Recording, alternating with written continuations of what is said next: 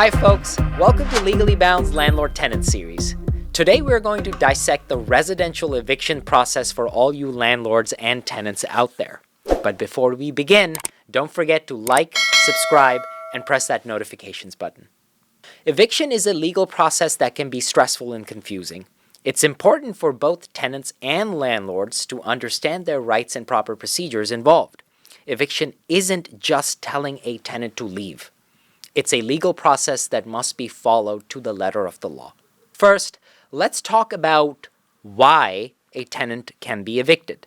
Common reasons include non-payment of rent or non-rent related issues like causing damage to the property or causing too much noise that creates a nuisance for the neighbors.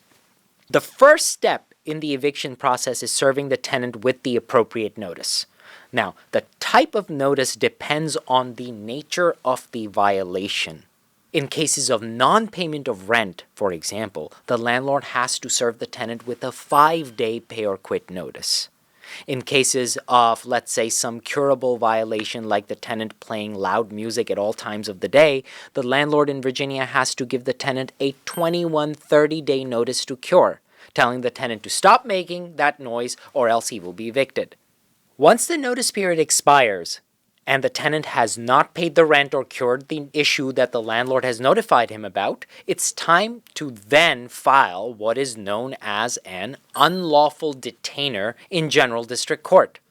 An unlawful detainer is just a fancy legal term for an eviction in Virginia. Once you file the unlawful detainer, make sure you have it served upon the tenant by the sheriff or a private process server. When you file, you will be given what is known as a return date, which is the first time that both sides will appear in court in front of a judge. This is not your trial date, but rather a date on which the trial for this matter will be set.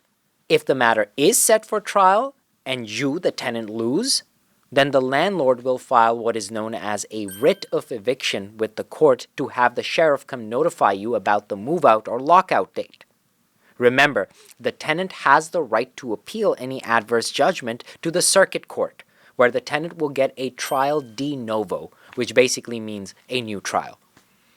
If you have any questions or need more information, leave a comment below. Remember, knowledge is power, especially when it comes to legal matters. Thanks for watching Legally Bound, and we'll see you in the next episode.